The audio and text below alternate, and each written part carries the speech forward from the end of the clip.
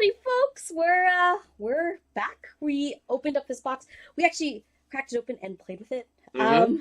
And it was an interesting experience. You have basically said, Matt, Lannister's out. Night watching. Yeah, I mean, in fairness, neither of us really care about the Lannisters as a house. As a Just house. conceptually, they're all a bunch of twats. So Wow. a new faction that is, good models, fun rules. It was enough for me to just shelve It's the more to your Lannisters. playstyle too. I It's think the absolutely Lannisters, more to my the playstyle. Lannisters, they own a different realm of the game than the Night's Watch, and we're going to talk a little bit about that. We'll also talk a little bit about what actually is in the box. It's really remarkable because when we opened it up, I had a camera rolling, and we noticed a few things. Now, this is a starter set, and like unlike a lot of other starter sets you might be you might have had when you if you're in other games. This one is like truly a standalone starter set for a single player. So if you are new to this game, you have friends who are playing and you want to like pick up a new faction, but you don't want to splurge on getting a two-player starter set, this is a great option because you get enough for you, but you have everything you need, all the tokens, the rulers, and I feel like this one has a little more special stuff inside of the box for that one player if you are playing this faction. The ruler is special. Yeah, the ruler is themed Night's Watch, the same Yeah. way that the two-player starter set gives you one Stark ruler, one Lannister ruler. So that was a really nice touch. The rule book has Night Watch art in it. It is all like all the pieces of art, like all the rules are the same, but the pieces of art within that book are specific to the Night Watch, which was really like That was the really unexpected thing. Yeah. Because, we play a lot of minis games, and whenever you do buy those faction starters, everything's just, you get the generic rule book. So the fact that they just swapped in art that is relevant to your faction, it's a nice touch. Yeah, it's a nice touch. It's a nice touch. And Raven dice? Raven dice. Or crows, I guess. Crows. You get special dice for this faction, and the sixes are the crows, which is super fantastic. Like you don't even get that in the two-player starter set, which is a really nice touch. And the terrain in this box is different and thematic, right? In that there's like four, I think it's four. Yeah, 3 or 4 Weirwoods, which Yeah. is awesome because the Awesome. two-player starter box only has one. Basically, And no corpse piles. yeah, all of the terrain is thematic to Yeah. the Night's Watch. They burn their dead so that they don't come back as White Walkers, and as a result, there are no corpse piles. They just don't exist for the Night's Watch Yeah. because thematically it doesn't make sense for them to exist. And again, that was the nice touch that I Yeah. wasn't expecting. Having all the decks of cards you need from, attacker defenders for Siege, having the rule book, like that's the stuff we kind of expect. But it was those extra little thematic bits that just put a smile on my face to see thematic terrain. The castle walls are actually the wall, so there are ice. Yeah, but the rules are the same. rules so are compatible. Yeah, rules are identical, so it's compatible if you're playing that scenario.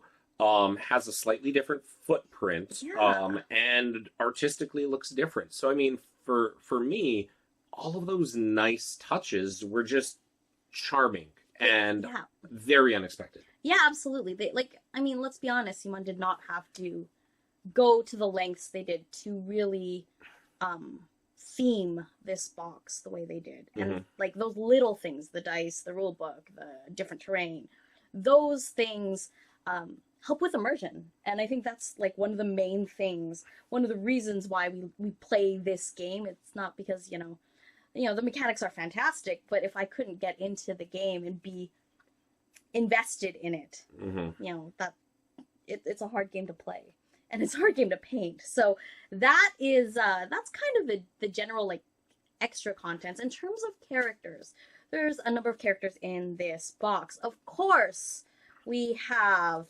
Brother Jon Snow. He comes in a attachment form and commander form. Yep. With him comes his direwolf, And Ghost is, I think, I mean, I've been playing with Greywind a lot. I love Greywind, but Ghost is an incredible shutdown unit. And I think that's what's really interesting about the mechanics. Ghost, uh, Ghost plays into the way that the Night's Watch as a whole plays, which is really interesting as well. Who else do we have in there? We have Gior Mormont, Gior who Mormont. can be either your commander or a non-combat unit. That's it. Like, you know, Those are your listen. He's the Lord Commander. He is the Lord Commander of the Night's Watch. If he takes the field, he is in charge. Otherwise, no, he's still at Castle Black doing things. That's it. Those are your two options. You have Maester Aemon, Yeah. who God love I him, man. adore, and I think he has my favorite NCU abilities. Are you ever gonna not play him? No, No. Yeah, he's that good. he is exceptional. He is exceptional. And then you also get Bowen Marsh, who, let's be real, I had no idea who this guy was. Apparently, first steward. And he is an interesting NCU because he basically keeps your hand of tactics cards full. Because you need to mill. Yeah, like, so with the way the tactics cards work for this, like, we played one game, and I used more tactics cards in that game than I have every other game we've played combined. Yeah. Like, it just, They're always applicable. They're very, and they're persistent. The vows are persistent. Like, let's talk about the playstyle a little bit, because I think that is one of those things in this box that is quite different. Now, in terms of the units, we talked a little bit about the characters. The units themselves are really interesting, because this is probably one of the few, groups of people in Westeros who are a true standing army. They train all this. They're ready. They don't know why they're ready, but like, it's part of their tradition that they be ready, right? So it's one of those things when you have these units, even the most basic unit is really good. The brothers. Yeah, the Sworn brothers. And here, have a card. It's so good. They are a fantastic unit. Critical blow, sundering, 3+ to hit, 7/5/4. And their leadership is good. Their speed 5, their panic is their morale is a 6, same as a Stark unit. And they're sporting a 4+ save. So all told, they're just these fantastic kind of combat well-rounders. And that's one of the things that kind of persists through at least this Night's Watch starter set is this is an aggressive kind of force. Unlike, say, the Lannisters, where their guardsmen are terrible but have Lannister's supremacy and a 3+ save, where you want them on an objective to sit there and camp. They're not winning fights with their 6 dice on force. Like, they're not putting it to the enemy that way. But then you start combining their panic shenanigans with Cersei and the NCU board. They weaken the enemy to the point of crippling them. That's how they work. This is not the way that the Night Watch plays. Because you ended up getting the game we played, you got your Umber Berserkers in the flank, because with Robb Stark, they were track stars. Just absolute gosh! It is my favorite movement 7 track stars. You throw Caitlyn on there to influence them, and they just throw down dice. Oh, they're so good. So you ended up getting them in the flank early, and you killed that unit down to 4 guys. Oh, man, yeah. And then I used the NCU board to get a free attack, turn to face, killed a whole bunch, and then on my next activation, I activated them proper and finished off the unit. And it was, was bloody and amazing. It was super bloody. And that was one of the things where it's just like, the fact that your basic bread and butter unit is able to just like pick up and fight and really just kind of put it down is really, really awesome. And then, I mean, I think that's also, like, what's interesting about this box is it's a pretty, like, it offers more points than any half of the 2-player starter set. Like, you can push 40 points in this box because the captains, like, the generic captains in this box are 2 points. Yes, and they have an 8-point unit and three Yeah. 6-point units. So even when you're just taking your units, you're sitting at 26 points. It's So one single non-com and a commander, you're at a 30-point game. But you still have 4 points of generic yeah. command attachments. You have the potential to run 3 non-coms with Bow and Marsh, Mm-hmm. Eamon and Georg Mormont. Like, There's so a you've lot got of you've got a points in there. lot of points and characters, and I like the fact that they are more elite. Like one of Mhm. the things that I felt, you out activated me like crazy. Yes, I did. And That we had like free wolves. We both had Yeah, a wolf on each we side. both had a free wolf, but then after you ganked my wolf really quick, because his abilities Oh, are bananas. It's crippling. Summer is crippling. Or Ghost. Ghost is crippling. Like it shut. Like I could only imagine what it would do to an army that relies on tactics cards, because it shut me down. Yeah, so what Ghost has an ability called Silent Predator, and it says that when this attack is selected, and it's his only attack, Mm-hmm. enemies may not play tactics cards for the rest of the turn. And so I early activated Ghost, charged you in the flank, and then made it so you had to spend an entire turn not playing tactics cards. It was impressive. Like the next turn I was just like trying to activate and get the tactics cards down, because I knew it would happen again. I knew. Yeah. There was a lot of shutdown in this list. Jor also has a similar shutdown mechanic in terms of tactics cards. Yeah, he has a tactics card that when a Night's Watch unit attacks, he can play that card. As long as they have a vow, right? As long as they have a vow. And then for the rest of the turn, your opponent cannot play tactics cards. So they have the ability to really kind of dominate the tactics card aspect of the game. Mm-hmm. Which helps offset the fact that they may be in a position where they can be out activated in terms of like every turn. Mm-hmm. Like if you were going first, and then I had 2 free activations at the end of those rounds. Yep. And it's not as though I wasn't like playing heavy into characters and that sort of thing too, because I had 2 non-coms. I had like that's the thing is, so like what we were saying is you can push 40 points out of this Night's Watch starter set. We have pushed the 2-player starter set, Lannisters and Stark, as hard as it goes, and you can only make 35 out of that box. That's on the Lannister side, right? Yeah, I mean, there's expansions to blow that up now, which is nice. But like if you have a friend who's coming into this game, or if you're looking at picking up this box for yourself to play with friends who already have their expansions and their starter set, you can put down. Like you don't have to feel like this is going to sell you short in that game experience, which is really nice. The Rangers in this box are really interesting as well, because I'd argue they're kind of like the least punchy.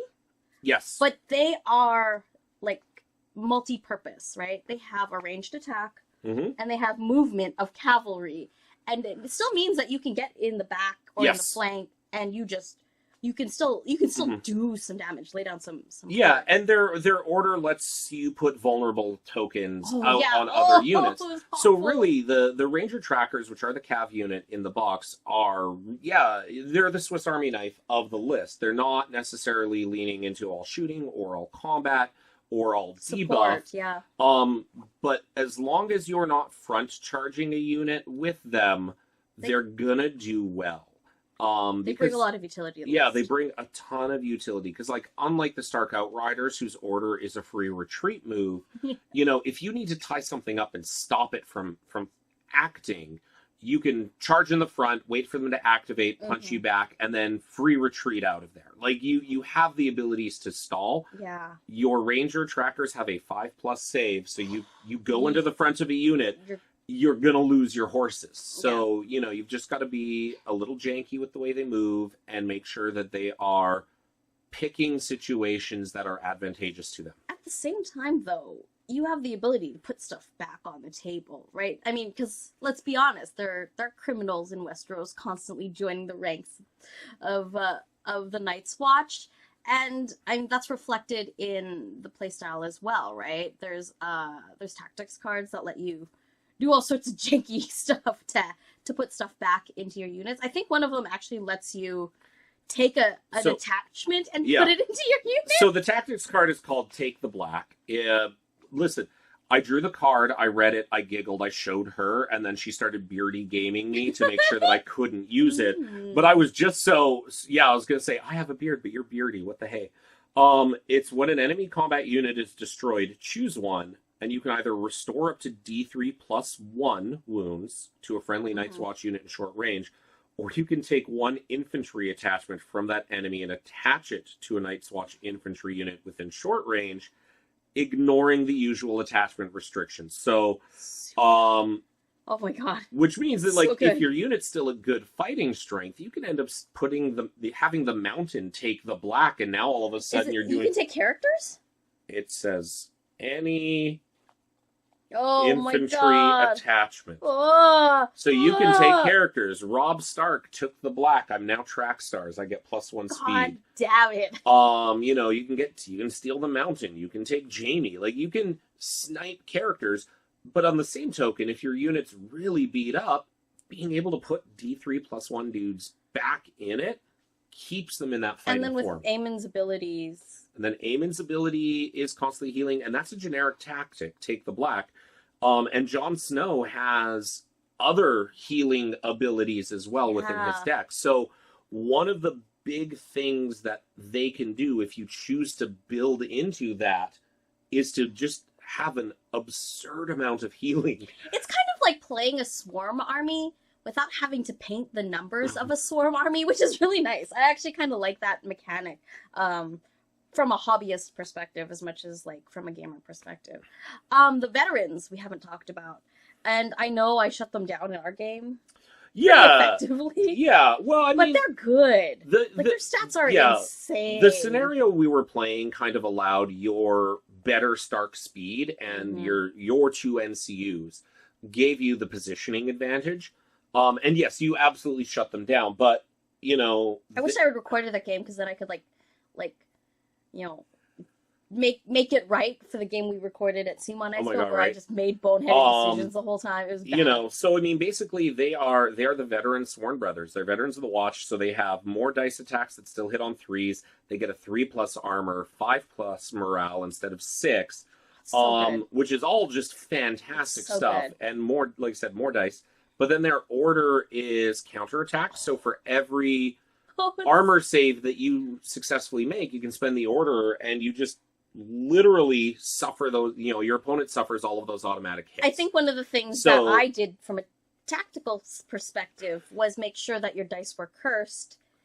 And I didn't pass a panic check. It's crazy. My Lannisters were far braver than the Night's Watch, and their stats are worse. It was I crazy. think I weakened you as no, I didn't weaken you. Oh, you I constantly made me constantly vulnerable as much as possible. Yeah, I had to. And so the scenario we were playing was the one where killed units came back, Yeah. and you made sure that no matter where my veterans of the Watch were, your outriders were stuck to their rear. I don't always I just chase Always constantly behind them. And so that very effectively shut them Mhm. down, because a rear charge is turning the 3 up to a 5 up, them. Yeah. plus vulnerable tokens. Mhm. And yeah, so I mean, you absolutely countered them. They were not great in that scenario. But the stats, The stats what are amazing. they can do is pretty amazing. And so I am, and they're gonna I'm really excited for you to have this faction to be playing it. I think it's gonna be really interesting. I also think that from Minnie's perspective, I think that these are a little bit better than the stuff that came out with the Kickstarter. Mhm. I think that the truncated timelines might have affected some of the production of the starter set, and like you said, you painted a couple captains, and Yeah, we got it yesterday. I already have like 3 of the models Summers, painted. Ghost Ghost is earned- painted, and 2 of my captains. my watch captains are painted as well. And the 2 things that I noticed that were problem areas painting my Lannisters is that the faces had better sculpted detail. It They're a was little just a bit little bit sharper. sharper, so it was easier to pick out cheekbones and Mhm. paint eyes, which was really nice. And the quilting on them was so crisply defined that it was an easy, like, it painted super easy, and I didn't have to abstract art in the extreme details the way I did on the Mountains Men. Yeah, and so like that's a really interesting thing. And I mean, I think that, you know, you do a lot of work with a can of black primer on these guys for obvious reasons. You mean when they take the black? Because the models in the box are gray. But yeah, I was really hoping they'd have been sculpted in or cast in a black plastic. Or darker black plastic. Or a darker gray that was close to black. You know, the same way that the starter set had Lannisters in red and Starks in powder blue. Yeah. I mean, like, I get it. I get that, like, putting pigment also does, you know, affect the consistency. And maybe that's why these models are just a little bit crisper, because they're just using plain gray plastic and they didn't need to add whatever additives to color the plastic to make it, to make those details just a little bit sharper. It's not obviously noticeable, but when you're painting them, you do notice a little, it's just a little bit crisper. And I think that that's an interesting thing. I am really excited about this box. We're gonna get these painted. I don't know. I have a hard time recording stuff with unpainted minis for Let's Plays, but if there's enough people in the comments who want to see these guys on the table, we'll do a live stream where we play a game and we'll engage with you on the comments, and you guys can help me out making less boneheaded decisions on the table, or not. Right, or not. Or not. Let me know in the comments what you want to say. Thank you so much to everyone who's watched this video. Thanks to the patrons on Patreon for helping us make content like this and giving me the time to like edit it down and get it ready. And yeah, thanks so much for watching. Until next time, I'll see you soon. Cheers.